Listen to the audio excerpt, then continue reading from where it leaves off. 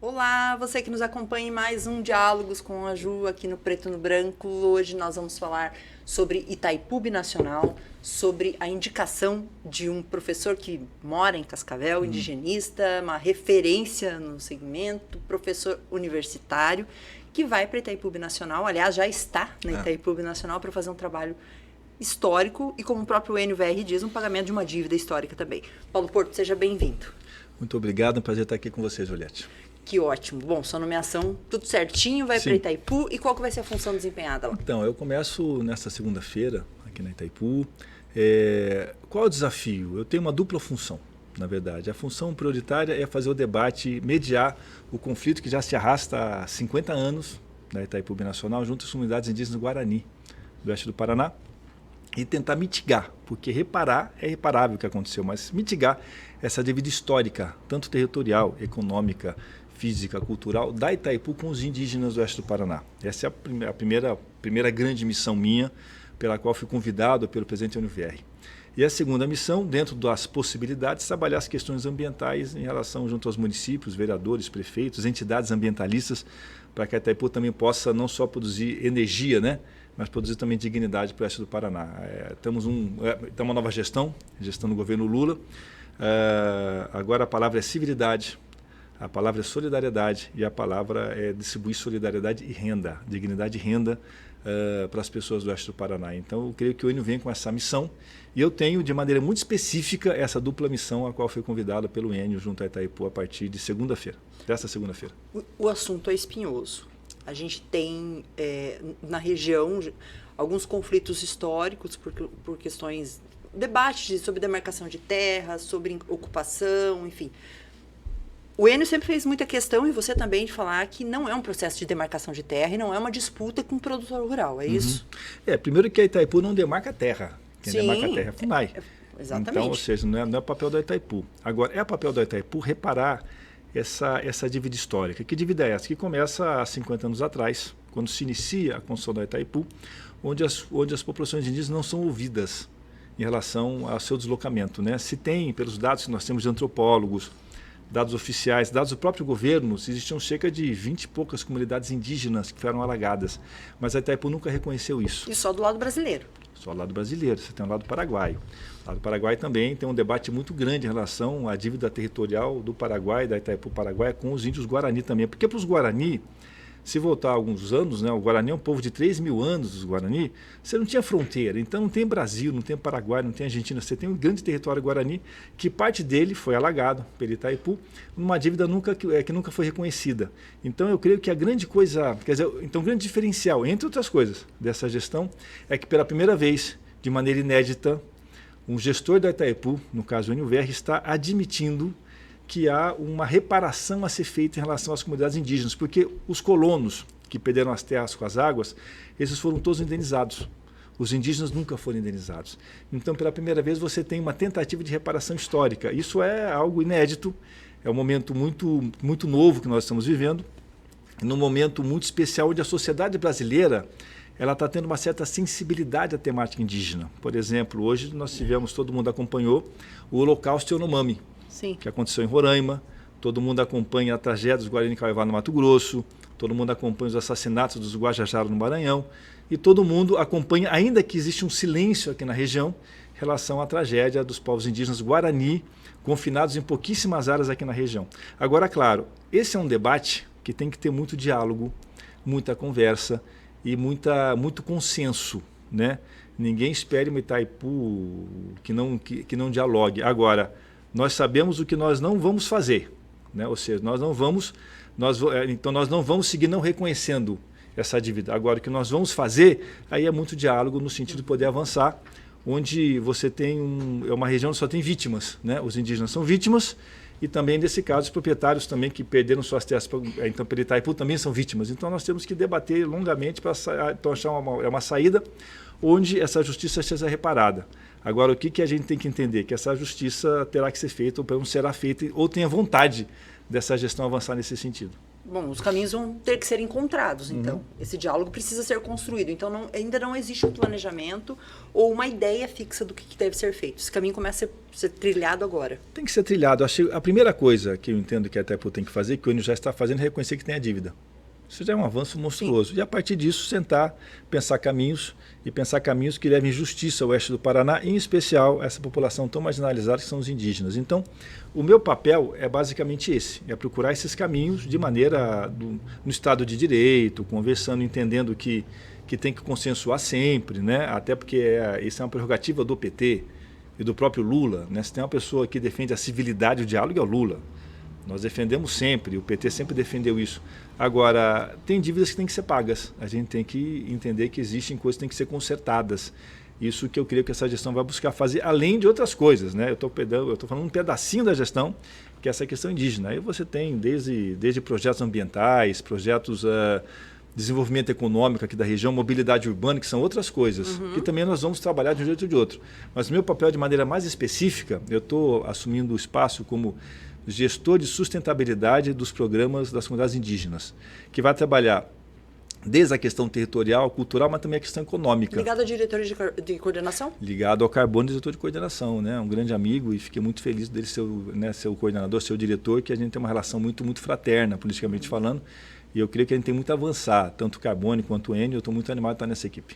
Bom, são 50 anos. Sim. É meio século para se reparar. Já é segunda, terceira geração desses indígenas. Nós temos muitas comunidades aqui, mas elas não são oficialmente reconhecidas como comunidades. Nós temos hoje 3 comunidades reconhecidas pela FUNAI, pelo Estado brasileiro, que é São Miguel do Iguaçu, Ocuí, Tecorá, Inheteté e Itamarém Diamante.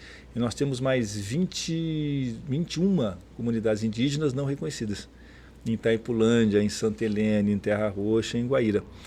São comunidades indígenas que vivem em litígio territorial, mas a sua imensa maioria são comunidades oriundas do antigo complexo Guaçu-Guavirá e também do Jacutinga. São complexos Guarani que ficaram embaixo das águas com a subida de 82. Nós temos diversos documentos provando isso. A Itaipu nunca admitiu isso. Então, a primeira coisa que eu acho importante é essa postura de admitir. Nós temos uma dívida. Agora, vamos sentar e ver como pagar essa dívida, mas que seja algo consensuado, que seja algo civilizado, que seja algo que fique bom para todo mundo, na medida das possibilidades legais. Bom, o MPF, existe uma ação, né, que ela havia sido apresentada pela Raquel Dodge, foi engavetada pelo Aras e depois foi desengavetada de novo pelo Aras. Há uns 6 anos atrás, o Ministério Público Federal fez um grande levantamento aqui no oeste do Paraná para ver o tamanho dessa dívida que a Itaipu tem com os indígenas. Chegou, ou seja, fez uma denúncia materializando que existe essa dívida e ajuizou essa denúncia junto na época, a Raquel Dodge, que era procuradora-geral.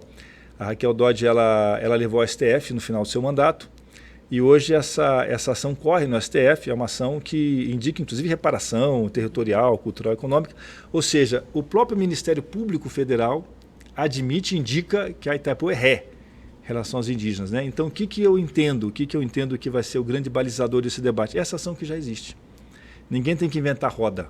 Nós temos que pegar essa ação que já existe, uma ação muito bem elaborada pela MPF, acatada pelo STF, já está no STF, e a partir dessa ação, em relação ao Itaipu, a gente vê os caminhos a serem tomados. Lá existem uma série de indicações nesse sentido.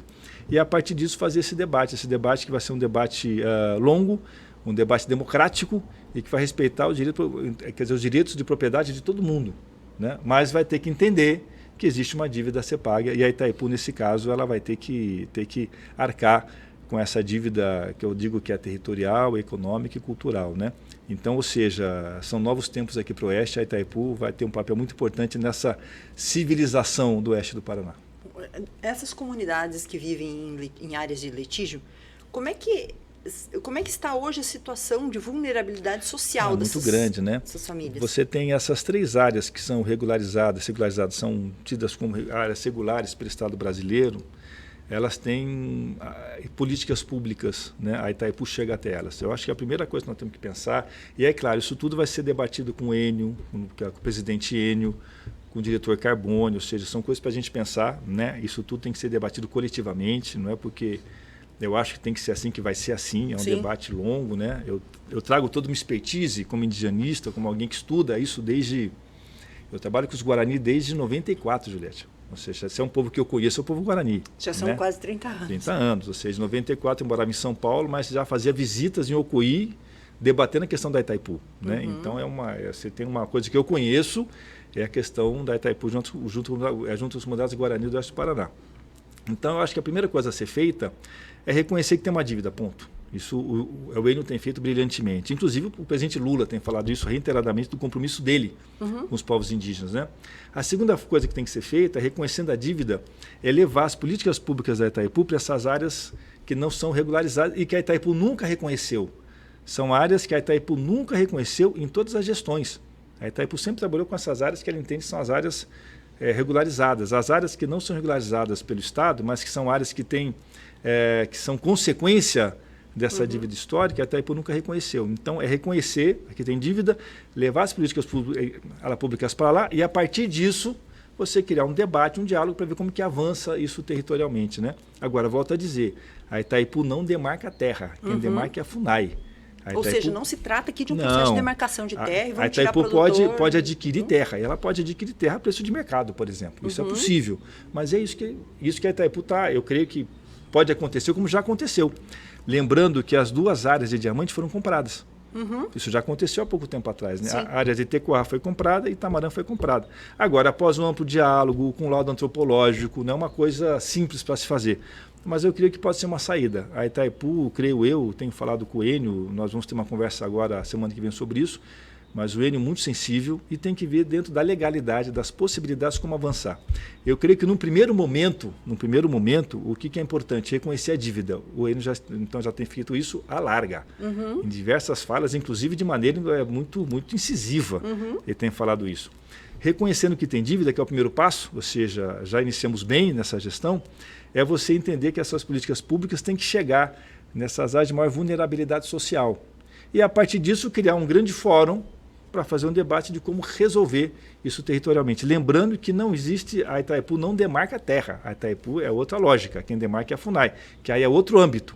Mas aí é um debate que passa pelo Itaipu, mas não é o debate que será próprio da Itaipu. Agora, a empresa tem que entender que ela tem um compromisso com esses indígenas e eu não tenho dúvida que essa gestão pensa em saná-los minimamente. Existem algumas comunidades, inclusive, que estão em terras da Itaipu, que pertencem à Itaipu. Né? Você sabe que tem uma área chamada Tecoamirim, acho que é Tecoa-Guarani, ou Tecoamirim, acho que é Tecoamirim, em Guaíra, e que eles estão numa área da Itaipu, embaixo de uma torre de retransmissão. E ao lado, em frente ao Rio Paraná. Aí eu estive lá uns anos atrás e o cacique falou uma coisa que eu nunca esqueci. Que ele falou assim: Paulo, nós estamos na área da maior hidrelétrica do mundo, em frente aos maiores rios do mundo. Nós não temos nem energia nem água potável. Nunca esqueci isso. Que é de uma contradição monstruosa, né? De uma vulnerabilidade, ou seja, você está perto de tudo e não tem nada. De uma vulnerabilidade imensa. Então, eu creio que, primeira coisa, é reconhecer. Segundo, é levar políticas públicas para essas áreas e, a partir disso, criar um fórum para ver como é que se avança nesse debate. Mas eu volto a dizer, a Itaipu, o papel que ela pode fazer é repetir o que ela já fez, de ampliação territorial, mas com muito debate a médio e longo prazo, não é uma coisa para os próximos meses, nem para esse ano. Esse ano é o início de uma gestão nova, que tem que inaugurar um novo jeito de ver essa temática. E, a partir disso, procurar aliados, debater com a sociedade, construir uma narrativa favorável e sensível a essa temática, e, a partir disso, a gente cria um fórum que consiga avançar de maneira mais material em relação a isso. Mas o primeiro passo já foi dado, e que eu volto a dizer, algumas pessoas podem achar pouco, mas é um passo imenso, que é assumir que tem uma dívida com esses povos. Se eu tenho uma dívida, eu preciso pagar. Exato. Nós vivemos e observamos a tragédia do povo Yanomami há pouco tempo, e aqui na região a questão dos indígenas acaba sendo invisível para boa parte da sociedade. É um tema que não se fala muito sobre os povos originários, e logo não se fala, não se vê, se ignora. Existe uma mitologia aqui no Paraná, que foi construída até pela Itaipu, inclusive, porque você vai no site da Itaipu, isso é uma coisa que tem que mudar. O site da Itaipu é um site que falta com a verdade. O site da Itaipu, o site oficial, você coloca lá dos indígenas. Você entra na aba dos indígenas, ela fala que tinha 7 famílias quando as águas subiram. Não é verdade. Tinham quantas? Tinham mais. Cerca de 200 e poucas famílias no mínimo. Cerca de mais de 12, de 12 a 20 comunidades, você tem relatos dos Guaranis, você tem documentos falando isso. Então, quando a Itaipu faz isso, e pela força que tem a Itaipu na região oeste, a Itaipu é quase um estado paralelo. A força que tem a Itaipu no oeste do Paraná, ela cria uma narrativa, reforça uma narrativa que é muito comum aqui no oeste, de que aqui não havia índio. Que não é verdade. Aqui existiam comunidades Guarani à larga aqui na região, né? As obragens todas do início do século XX foram obragens Guarani. Aí quando você vê um documento histórico, falava assim, nas obragens tinham trabalhadores paraguaios. Paraguaios leram-se Guarani. Né? Então, sempre existiram indígenas nessa região. Então, nós temos que combater essa narrativa, que eu acho também é papel nosso, né? De que aqui não havia índio. Aqui existe, claro que aqui havia indígena. É o que a gente fala do vazio demográfico, como se nós chegássemos, os pioneiros chegassem, encontrassem uma área rica, mas completamente desabitada, e nós fôssemos os pioneiros em habitá-la. Não é verdade, nós não somos os pioneiros a habitá-la. Já existiam povos aqui que foram expulsos daqui, não pelos colonos, isso é importante que se diga, expulsos pelas empresas colonizadoras e junto com o Estado brasileiro. Então eu estive, por exemplo, há um tempo atrás em Santa Helena, fazendo esse debate numa escola municipal, falei isso, aí um senhor, uma senhora, falando que aqui existe indígena. Uma senhora falou assim, então, professor, bem bravo, professor, meu avô mentiu? Que meu avô falou que aqui não tem índio, meu avô é mentiroso? Falei, não, seu avô está correto. Quando ele chegou, já tinham sido expulsos pela empresa que trouxe o seu avô. Então, o seu avô não mentiu, ele não viu. O seu avô não expulsou nenhum indígena, não estavam aqui, porque tinham sido expulsos antes pelo Estado brasileiro. Então, nós temos hoje, por exemplo, aquilo que eu falei, nós temos 4 grandes prioridades em relação à questão indígena. Você tem a questão Yanomami, que todo mundo sabe que está acontecendo lá. Tem a questão dos Guarani Kaiowá no Mato do Sul, dos Pataxó, Ranranhã e dos Guajajara na Bahia e no Maranhão. E aqui, no oeste do Paraná. Agora, a grande diferença entre esses conflitos e o Paraná é que tanto Yanomami, tanto Guarani Kaiowá, tanto Guajajara e Pataxó, Ranranhã, eles lutam contra o grande capital.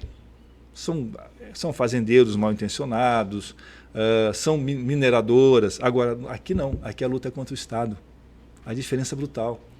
A luta é contra o Estado do Paraná, que desalojou esses indígenas, o antigo SPI, a atual FUNAI, que desalojou nos anos 50, e a Itaipu. E o próprio Parque Nacional. Nós tínhamos dezenas de famílias no Parque Nacional, foram expulsas do Parque Nacional. Então aqui o embate é com o Estado, talvez por isso seja mais fácil de resolver, né? Porque o vilão é o Estado brasileiro. E já que hoje nós temos uma nova gestão no Estado, eu entendo que é o momento certo da gente saldar essa dívida. Tomara que a gente consiga. Espero que sim. A gente tem episódios aqui, como a gente viu recentemente com os povos Yanomamis, de desnutrição, de fome, de falta de acesso à saúde. Muita vulnerabilidade.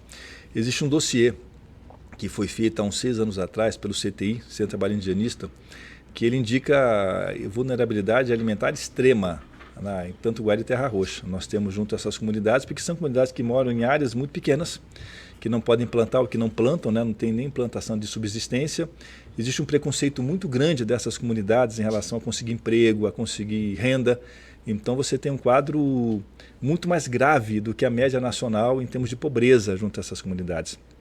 Por isso que eu falo que a primeira coisa que a gente tem que fazer, ou seja, logo depois de reconhecer que tem dívida, que nós já fizemos, felizmente, é levar as políticas públicas no sentido de gerar renda, gerar dignidade para essas áreas não regularizadas, que os guaranis chamam de áreas retomadas, Tecorradjevu, terra retomada, que eles entendem que esse é o grande território guarani. E a gente consegue ter uma dimensão de quantos mil indígenas vivem na região? Em 3.600 indígenas aproximadamente, espalhados em 25 comunidades.